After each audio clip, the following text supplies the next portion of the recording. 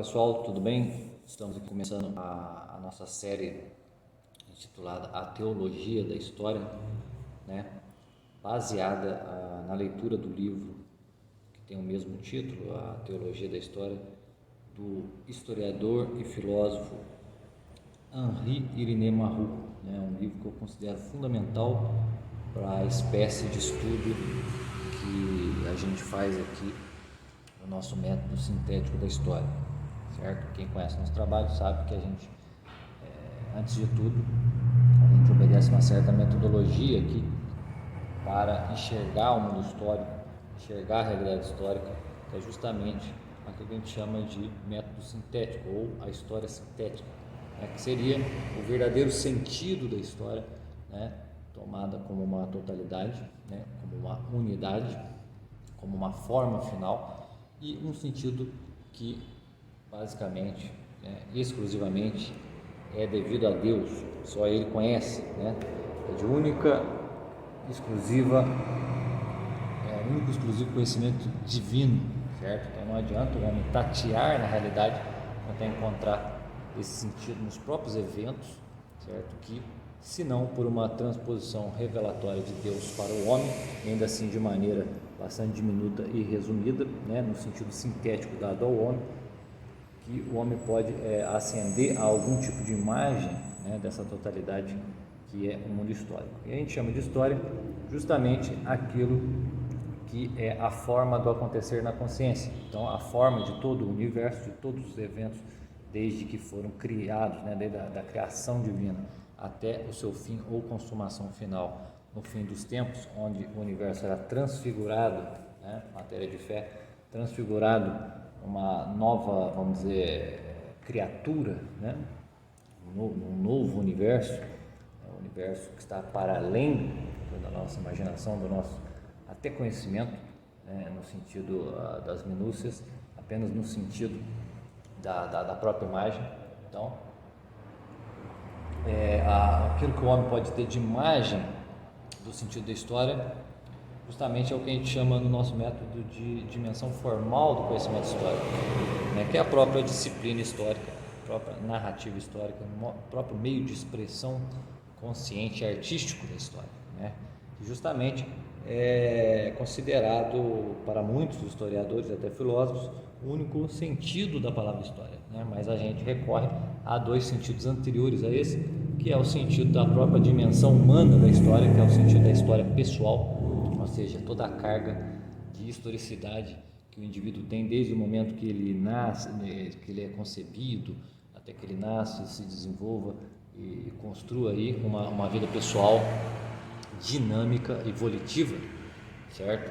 Baseada em ações e realizações autorais, né? Então toda essa carga de autoria da história pessoal, ela é um pressuposto para a própria criação artística do símbolo formal sintético, que é o que a gente conhece como história convencionalmente, certo? Mas anterior a essa realidade pessoal tem que haver um cenário prévio, um cenário circunstancial, existencial, né, que a gente chama de justamente história natural, que é o que, vamos dizer, o que menos tem historicidade no sentido, né, tal qual a gente concebe de história, no sentido da forma do acontecer na consciência, porque ali não há um princípio autoral a não ser o princípio autoral divino, né? Deus fez todas essas coisas, as mantém na existência, toda a sua ordenação, todo o seu fluxo natural, né, das camadas de ser aí, mineral, vegetal, animal, toda a transformação do mundo natural existencial,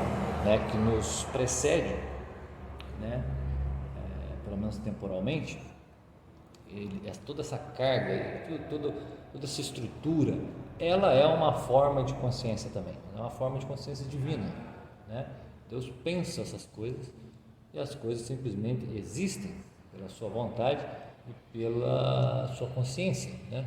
Deus conhece todas essas coisas, então a forma que elas têm aqui fisicamente, vamos dizer assim, né, todo o seu conjunto de ser aqui no mundo, para estabelecer uma base para a nossa existência pessoal e consequentemente a nossa criação formal aqui da matéria histórica, né, narrativa histórica, da imagem histórica, tudo isso daí está condensado, está gravado na memória divina. Então também é uma forma do acontecer na consciência que nós já recebemos previamente para podermos, né, construir a nossa história pessoal. E nossa história pessoal não é a imagem que nós criamos dela. A nossa história pessoal é desconhecida. Primeiro porque ela já, né, aliás, ela ainda não está pronta, ela ainda não terminou, ela ainda está no fluxo, né, dos acontecimentos. Então nós desconhecemos ela totalmente. Nós podemos lançar uma luz sobre ela em vista do presente para o passado. Então nós tornamos o passado, né, a memória do passado presente para nós, e assim nós podemos ter uma visão mais ou menos rude, né, desta nossa história pessoal, certo? Mas sabendo que, por mais que seja 10 segundos à frente, ainda temos a história para desenvolver, certo? Ou não, né? Mas enfim, essas três ligações, né? História, essas três dimensões, natural, pessoal e justamente formal, é o que a gente começa aqui a explicar para os alunos no momento que nós iniciamos o estudo de algum tema, né? E o tema proposto aqui justamente tem tudo a ver com isso, que é o sentido do sentido da história, né? Então nós abrimos aqui essa série Teologia da História, a Teologia da História, tendo em vista, em primeiro lugar, a seguinte pergunta: há algum sentido na história? Né? Sentido você pode retomar a linguagem grega e extrair daí, né, dessa mesma palavra, diversas acepções, né? Você pode recorrer ao termo telos, né, que no sentido de finalidade, certo? Aí você se pergunta, a história tem uma finalidade, ou seja, não só um fim, né, no sentido de esgotamento, mas um fim no sentido de coroamento, né, ou de resolução objetiva. A história tem uma finalidade, né? O sentido da história é a sua finalidade. O sentido da história é o seu logos, ou seja, a sua proporcionalidade, né? A palavra logos aqui como verbo, como uma imagem proporcional das próprias coisas. Você pode recorrer ao termo nous, né? Significa basicamente inteligência, ou seja, a história ela tem uma inteligência, uma inteligibilidade, né? A história aqui tomada no sentido total, né? No sentido total, não no sentido parcial dos acontecimentos, que eles têm sim, sempre, ou na maioria das vezes, uma finalidade, tem uma proporcionalidade e tem até uma inteligibilidade, mas é a história no sentido total, certo? Ou é somente uma série de eventos que vão sendo desenrolados aí ao longo do tempo sem muito a se entender, né? Então essa palavra sentido pode ter essa acepção de finalidade, de proporção, de inteligência, mas principalmente de direção, ou no grego, né, teses. A história está se movendo numa certa direção homogênea ou não? Todas as direções possíveis, há uma condensação, há uma coordenação entre todos os vetores, todos os pontos, né, de movimento dessa história. Elas se reduzem a uma direção unitária? Essa é a pergunta que fazemos. Há uma lei, há uma necessidade interna dentro da história, ou seja, algo pelo qual ela tende, né, como na palavra grega, a não quer. Enfim, a história tem uma ordenação, ou ela é apenas uma colcha de retalhos, onde as coisas vão se colando, se despregando, mais ou menos uma espécie de caos, onde a gente se encontra meio que perdido e dá algum sentido de ordem, né, que sai exclusivamente da nossa mente, ou ela própria, vamos dizer, pressupõe a sua existência num princípio de ordem que a transcende e abrange. Então, tudo isso daí está envolvido na pergunta: a história tem um sentido? Então nós vamos tentar aqui seguir na trilha do Henri Nemaru, né? Na sua abertura já do livro, no começo do livro já tem algo sobre a questão do sentido, por isso que eu coloquei aqui, o sentido do sentido da história. Nós vamos ter que encontrar, né, em que sentido nós podemos afirmar que há sentido na história. Então, é bom a gente colocar em primeiro lugar, né, que quem começa a postular, né, fazendo uma retrospecção, quem começa a postular uma espécie de sentido na história são os filósofos da história, né, aquele pessoal que começa a filosofar sobre o objeto histórico, né. Isso começa aí mais ou menos recentemente na modernidade, né, enquanto filosofia. Acontece que essa especulação filosófica da história, ela é um produto direto de uma espécie de secularização da teologia cristã da história. Então, olha só, a filosofia da história, ela não nasce, vamos dizer, do nada, né? Ela não é mais vamos dizer, um empreendimento filosófico comum, né, orientado à busca do conhecimento de um objeto novo, no caso a história, mas ela é, vamos dizer, um esgotamento, né, do trabalho intelectual teológico, né, cristão. Então, a carga teológica do cristianismo, toda ela é repleta, né, de historicidade, e toda ela pressupõe um nível histórico, né, mais ou menos que perene, né? O que eu quero dizer com isso? Que a própria teologia, enquanto uma disciplina religiosa de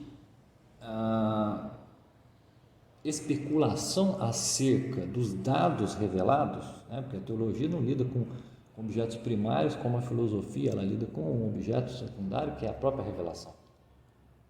Ela lida com registros de dados revelados. Ela lida com a palavra de Deus dada aos homens por meio da revelação, por meio do profetismo, etc. Então, essa forma de especulação sobre dados revelados, que é a teologia cristã, ela pressupõe uma malha histórica, certo? Ela está colocada sobre uma base histórica, né? Porque a economia dessa revelação, ela é progressiva. Ela não foi dada toda num único momento, ela foi sendo administrada por Deus aos homens durante muitos séculos e até milênios. Então, quando essa teologia da história cristã sofre uma espécie de involução, ou seja, começa a obscurecer, né, no sentido da consciência cristã, não só dos teólogos, mas também do próprio contingente cristão que não se debruça sobre essas questões teologais, mas as recebe de um corpo mais ou menos ordenado, intelectual da própria igreja. Então a questão da finalidade histórica também começa a entrar em declínio. E quem são os homens que, vamos dizer, herdam, né, esse dom da palavra, de falar sobre a finalidade histórica? Os filósofos da história. Isso a gente explica ali mais ou menos, tomando como referência o livro O Sentido da História, do Carl Lewis, a nossa série O Sentido da História. Se o pessoal procurar ali, a gente fala, mais ou menos desde Voltaire até Jacob Burckhardt, né, houve todo um processo até dialético, né, das ideias filosóficas acerca da história, certo? Acontece que essa involução, né, depauperamento da visão teologal da história cristã, ela acontece por quê? Porque a perspectiva cristã, ela é radical, ela é extrema, certo? E ela não nega a história, pelo contrário, ela afirma a história como um elemento sem o qual não haveria revelação. A revelação, ela se dá historicamente, certo? A revelação se dá através de fatos concretos e fatos especialíssimos. Então há necessidade de uma inclinação radical acerca da acepção desses fatos, né? E do compromisso ou vamos dizer, da impregnação histórica acerca da realidade desses fatos, certo? E toda essa perspectiva radical do cristianismo acerca da finalidade histórica, ela está assentada em algo que chama escatologia, ou seja, escaton, palavra grega que é atribuída ao sentido de excremento. Você fala, poxa, excremento, né? Coisa estranha, né? Então quer dizer, em que sentido a igreja usa o termo escatologia para falar das últimas coisas que irão acontecer, dos fins, né? Tanto do mundo quanto do homem? Por que ela usa a palavra que significa excremento? Porque se você parar para pensar, o excremento é a última coisa de um processo. Nós sabemos bem qual é, né? Tem toda vamos dizer, uma historicidade dentro, por exemplo, de um processo alimentar na vida humana. Você planta, você colhe, você prepara, você faz o banquete, você arruma a mesa, você chama os convidados, vocês brindam, vocês festejam, vocês comem e você no fim tem a última coisa que é o escaton ou o excremento, certo? Então, em vista disso, há aí uma analogia dentro do sentido da palavra escatologia para o plano da história, que é o seguinte: quais são as últimas coisas desta vida? Quais são as últimas coisas deste tempo? Que aqui não é visto, né, como uma simples, vamos dizer, uma simples noção ou um simples conceito filosófico ou um conceito físico, mas visto como uma qualidade. O tempo escatológico, o tempo em vista da escatologia, que é a perspectiva radical da finalidade histórica cristã, ele é um tempo qualitativo. Então, tempo, para a visão teológica cristã da história, ele tem o caráter de cumprimento dos desígnios divinos, um modo, é um modo de cumprir esses desígnios, a vontade divina e sua ação no mundo, certo? Então, o tempo é a dimensão onde se totaliza o momento escatológico. Então, o momento escatológico, ele aqui neste caso, ele não é algo que está para acontecer apenas no futuro, mas ele é algo que já está prenhe no presente, como já esteve, sugerido no passado, certo? Aí vem o que Henri Marrou chama de problema central da teologia da história, em vista dessa visão do tempo como um modo de cumprimento dos desígnios divinos, como um totalizador do momento escatológico, que não vai estar apenas assentado num futuro, num valor expectante, mas sim num presente radicado e até num passado sugerido. Então, o problema central da teologia da história é que surge a pergunta: esta visão escatológica, ela visa o quê? Antecipar o futuro? Ou seja, especular sobre coisas que virão a partir das Escrituras? Ou esta visão escatológica tem um valor de situar o cristão diante do próprio tempo, ou seja, diante da própria matriz de cumprimento da vontade divina? Obviamente, que em vista dessas duas perguntas, desses dois modos de compreender a mesma coisa, a gente tem que encontrar aí o valor equânime entre as duas coisas, certo? E esse valor está naquilo que nós pedimos no Pai Nosso, O segundo pedido do Pai Nosso é o: venha a nós o vosso reino. Por que venha a nós o vosso reino? Esse pedido do Pai Nosso, você está justamente diluindo, essa questão central da teologia da história dentro de uma afirmação, de uma petição, uma petição afirmativa da parte do homem, dada por Cristo, claro, da oração, e na verdade vai nos impor redescobrir justamente o que é ser cristão. O que eu estou querendo dizer com isso? O que é ser cristão? É, ao mesmo tempo, esperar os acontecimentos futuros, as últimas coisas que estão no futuro, ou, por exemplo, a nossa morte particular, ou o fim do mundo, por exemplo, a nossa morte particular, ou o fim do mundo universal, geral, e ao mesmo tempo a nossa situação presente, que é sempre de tensão e inconstância em relação a esse futuro. Isso é ser cristão. Isso é um modo de ser cristão no sentido histórico. Claro, isso é ser cristão aqui no sentido histórico, de se situar dentro dessa malha gigantesca e inabarcável que é a história. Isso vai implicar da gente o quê? Um enorme esforço de aprofundamento, de tomada de consciência, né? E de resiliência, no fim das contas, né? De aceitar justamente a sua situação temporal, né? Mediante uma sugestão futura dada pela revelação, né? E explicitada pela própria teologia. Então, olha só, o debacle da teologia da história cristã dá a possibilidade da ascensão da filosofia da história como disciplina, como movimento, né? Porque afinal de contas a história ela é um problema da nossa consciência, é um problema da nossa consciência, né? Todos nós uma hora refletimos, né?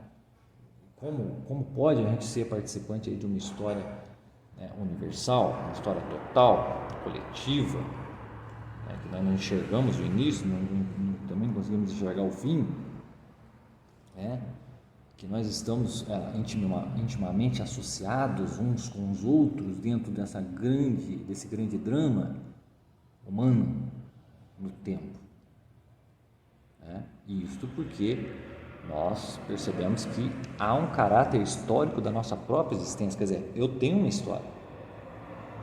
Então, se eu tenho uma história e essa minha história está intimamente associada a uma história coletiva, geral e total, vai vir um momento ou outro a seguinte questão: qual é o sentido da minha história? E se a minha história não é uma história sozinha, mas é uma história coletiva, intimamente associada a uma história total, qual é o sentido da história total? Isso é mais que natural. Então, o sentido aqui, além de uma finalidade, uma proporção, uma inteligência, uma direção, uma necessidade ou lei, uma ordem, mais do que tudo, o sentido, né, é uma imagem e não um conceito. Então, todos esses conceitos aí, né, finalidade, proporção, etc, né, não é o que a gente está procurando aqui como o sentido do sentido da história, mas uma imagem, né, uma imagem que nos dê uma ideia aproximada de uma direção a um fim, uma imagem aproximada de um significado último, certo? Ou seja, algo que esteja ou seja estável na nossa consciência. E isso quem nos deu foi a visão cristã da história, a visão teológica. Por isso da grande crise, o grande problema que é, né, a involução dessa teologia cristã da história, que abriu espaço para uma filosofia da história, certo? Que nos trouxe a ilusão, por exemplo, da crença num progresso contínuo, linear, o que o Henri Marroux chama ali de os grandes agentes do destino, né? Como Voltaire, como Kant, como Marx, Hegel, etc. E companhia limitada, certo? Então são homens que tentam criar novas ilusões, porque não creem mais nos dados revelados.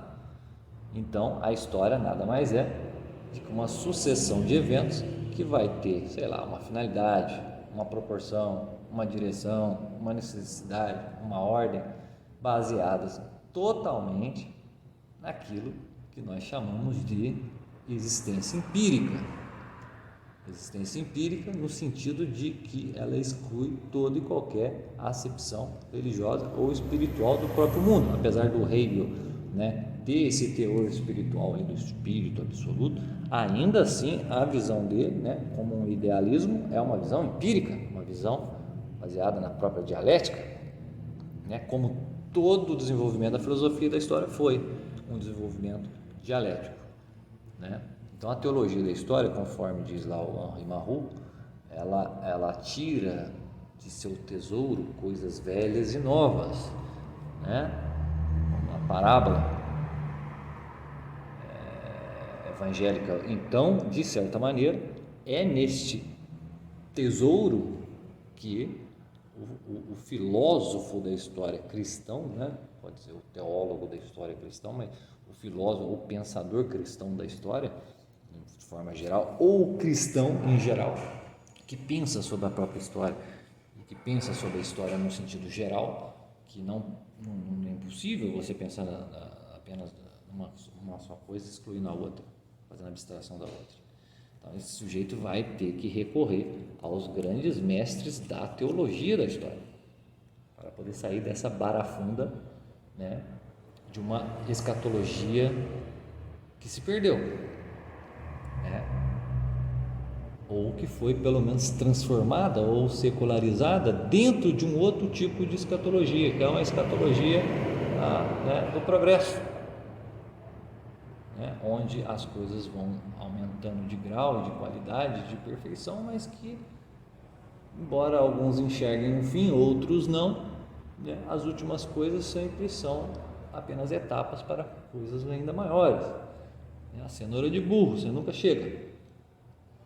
Então há o problema da escatologia, né? E Henri Marrou no livro ele fala que, de certa maneira, a escatologia sofreu ela foi atrofiada, certo? Então qual foi o elemento mais ou menos que trouxe essa atrofia para a escatologia?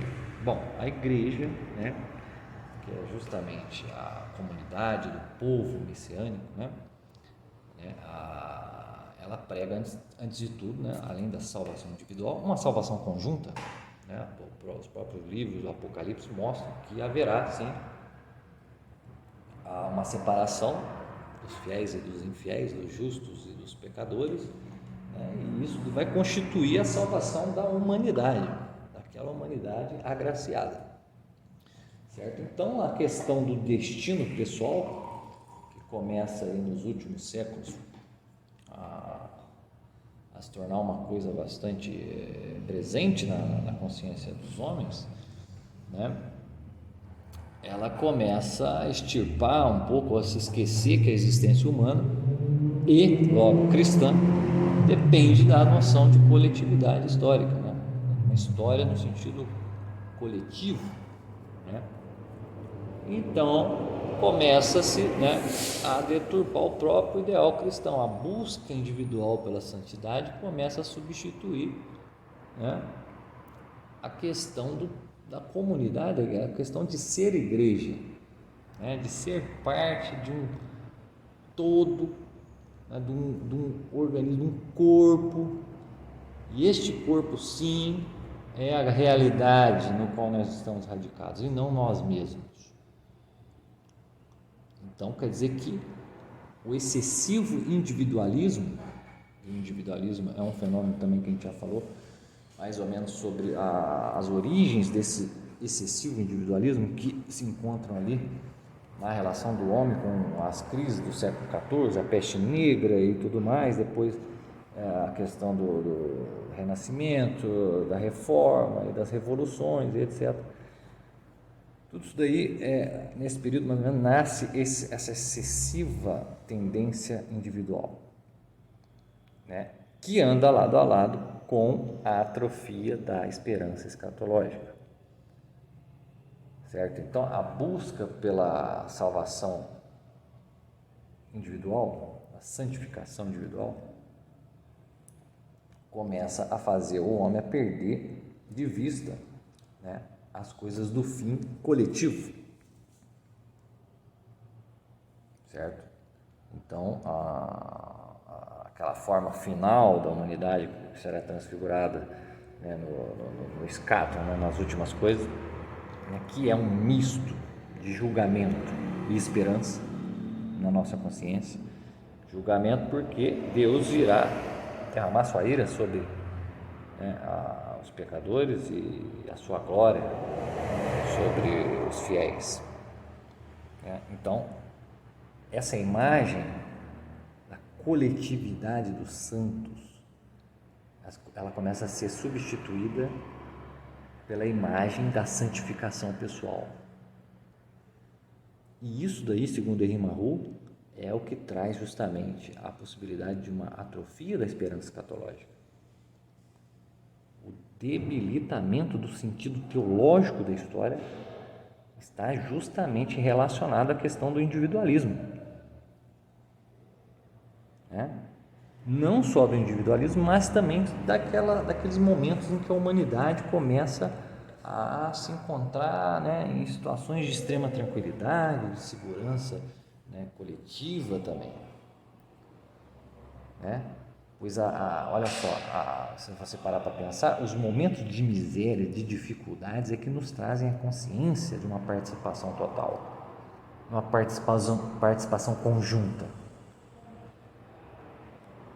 Então, não é questão de ser individualista e nem de ser coletivista, mas é a questão de você ter justamente a noção adequada entre essas duas realidades que nos são próprias.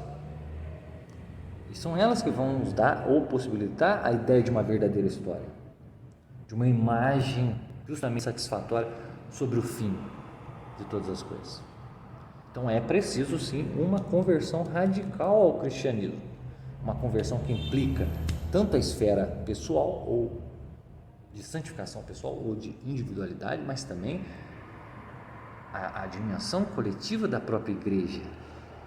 O homem viver como um participante de um corpo que é a igreja, E é nesse nível que se desenvolve a verdadeira história, a história com H maiúsculo, porque aquilo que a gente chama aqui a distinção entre história empírica, que é fragmentária, que nos ajuda a compreender alguns processos, algumas coisas, mas não a totalidade, impossível. Até a totalidade de um evento não pode ser completamente abarcada por uma história empírica, mas a história espiritual, que é essa, que a teologia da história pressupõe, ela já tem sempre um alcance totalizante, sempre nos dá uma ideia de sentido, de objetivo, de fim, não nos seus mínimos detalhes, mas nas suas formas simbólicas, ou seja, nas imagens suficientes, de seu objetivo, da sua finalidade. Porque afinal de contas, só quem está fora da história ou acima dela pode ter um olhar abrangente e contemplá-la com uma certa unidade. Nem os santos, nem os anjos estão lá no céu, que embora não possam mudar, como nós mudamos de uma hora para outra, seus destinos já estão selados, já estão decididos, embora eles participem, apesar disso eles participam da história, mas eles não têm um olhar total da unidade da história. Esse olhar é divino. A coleção dos fragmentos não pode dar uma noção de sentido. Por isso que a gente não pode procurar o sentido da história na história empírica, nem mesmo na história empírica da igreja, na história empírica no sentido eclesiástico ali, mas sim na história no sentido espiritual, que é o que está sugerido na teologia da história. Então esse é o poder da teologia da história, nos dá uma imagem suficiente, uma imagem sintética, certo? Então esse é o melhor tipo de história formal, a história formal, sintética, no sentido de uma narrativa, de uma imagem que é sempre suficiente para compreendermos aquilo que é necessário para nos situarmos no tempo ou situarmos a nossa condição de viandantes aqui no mundo temporal, certo? Então, já que a escatologia foi atrofiada por esse excesso de individualismo, essa perda da questão dos fins coletivos da humanidade, já que a verdadeira história não pode ser uma história de fragmentos empíricos, né? Mas sim uma sugestão realmente divina dentro do esforço teológico, né? Em vista dos dados teológicos, são os dados revelados, né? Aí nós podemos entender a questão da profanação da teologia. Por quê? Porque a noção de filosofia da história, embora seja um nome interessante, que eu até mesmo uso às vezes aqui no meu trabalho, né? Ela, na verdade, essa noção procede da própria dogmática cristã, como diz o Henri Marrou, né? Por exemplo, uma coisa que existe em quase todas as filosofias da história são aqueles pares, né? Continuidade e progresso. Toda a filosofia da história visa encontrar o grau de continuidade e o sentido de progresso que há entre os eventos históricos e se isso vai culminar num estado final. Isso tudo são secularizações da teologia judaico-cristã, nem só cristã, mas judaico-cristã. Você vê que no livro do profeta Daniel e também dentro da própria elaboração patrística, né, que culmina, né, algum tempo depois no próprio trabalho de Agostinho, da Cidade de Deus, né, você vê que ali está sugerido toda uma ideia de continuidade e progressão da revelação e dos desígnios de Deus para a humanidade, né? Então, não é uma mera transposição, né, de conceitos também, né, que a filosofia da história fez secularizando o par continuidade e progresso, mas é um lento e complexo processo de dialética filosófica, certo? Que guardam em si, pelo menos no seu início, e depois isso vai se perdendo na consciência dos filósofos, porque vai se tornando algo quase que natural para eles, né? Uma intenção. A intenção é justamente transpor a imagem sagrada da história para uma imagem profana, uma imagem espiritual da história para uma imagem empírica, ou exclusivamente empírica, porque a imagem espiritual da história cristã, ela também é empírica. Não é só uma imagem de uma história de anjos, né, flutuando, alminhas flutuando fora do espaço-tempo, mas não, é uma história empírica também. Jesus Cristo existiu empiricamente, a revelação é dada empiricamente. Então, o próprio pensamento cristão, no período em que começa a haver essa transposição, já estava contaminado também por vícios do empirismo, os vícios da época. Você vê que autores cristãos como Bossuet e demais fizeram uma leitura errônea, né, da própria Cidade de Deus, do conceito de Cidade de Deus de Agostinho, né, confundindo a história da igreja, a história da cristandade com a própria Cidade de Deus, né, o que constitui o erro fundamental, segundo Henri Marrou, para que houvesse a transposição lenta e gradual, né, da teologia judaico-cristã para uma filosofia da história. E esse erro foi identificar a igreja visível, a igreja empírica, com o progresso da igreja invisível ou da igreja maximamente espiritual, né? Uma confusão entre meios e fins, ou, como diz Henri Marrou, do fim subordinado, que é justamente a igreja aqui visível, né? Ela está subordinada a um fim, ela é um fim subordinado a um outro fim supremo. Então, para ele, isso é o princípio central da secularização. O princípio central da secularização para uma filosofia da história está aí, nesse erro, né, da visão teologal da história de Santo Agostinho, identificando a igreja visível com o progresso da igreja enquanto instituição celeste ou invisível, que subordina essa daqui a ela que é suprema. Então a projeção do absoluto no relativo, né, do transcendente no empírico, né, quando isso começa a ocorrer dentro do próprio ambiente intelectual cristão, né, bastou uma filosofia descristianizada para que o empírico acabasse por se bastar a si mesmo. Então, o Henri Marrou, ele começa o livro praticamente dizendo que nós precisamos de uma correção de perspectiva. Precisa fugir, escapar dessa perspectiva errônea. Porque este é um problema nosso, um problema nascido dentro da cristandade. Então a gente precisa de alguma forma retornar ao princípio elementar e real da história, né? Que é a fé na providência. Então o sentido da história é a própria fé na providência. É a imagem que essa providência, através de seus santos, através dos seus teólogos, através da própria igreja, visível e invisível, nos dá através da sua visão do mundo histórico, que é a única visão, a única imagem, não é um conceito, é uma imagem que pode nos tirar do aspecto mais ou menos sinistro aí de uma história completamente absurda, como é de Karl Marx, como é de Hegel, como é de tantos filósofos da história descristianizados, né? Perderam a visão escatológica por causa do individualismo extremo, perderam a verdadeira noção de história, certo? E começaram a lançar sentidos para a história que são meramente, vamos dizer, especulativos, né? Você vê que todas essas filosofias da história, elas têm a alcunha de serem absurdas. Por quê? Né? A origem da palavra absurdo, né?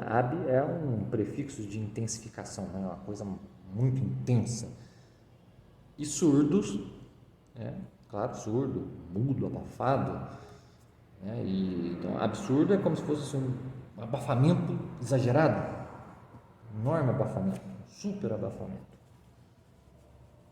Da visão de história, da visão de sentido da história, né? Ou, como no latim, absurdo é fora da razão, ou seja, é irrazoável essas histórias, né? É o mau uso da razão.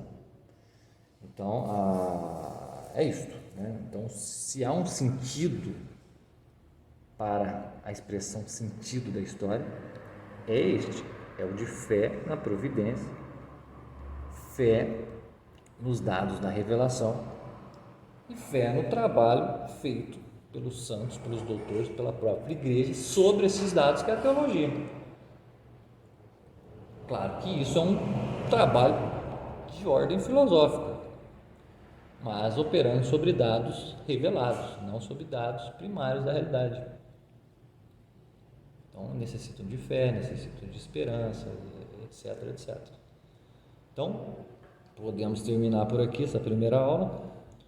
Espero que na segunda aula a gente já possa transpor desse assunto para o outro que eu pretendo fazer na segunda aula, que é o verdadeiro progresso da história. Não vamos ver o que é realmente o verdadeiro progresso da história, já que os filósofos operaram essa transmutação e aos poucos do sentido de progresso da teologia para a filosofia, nós vamos tentar entender isso aí, tá ok? Então, muito obrigado a todos que nos ouviram e valeu!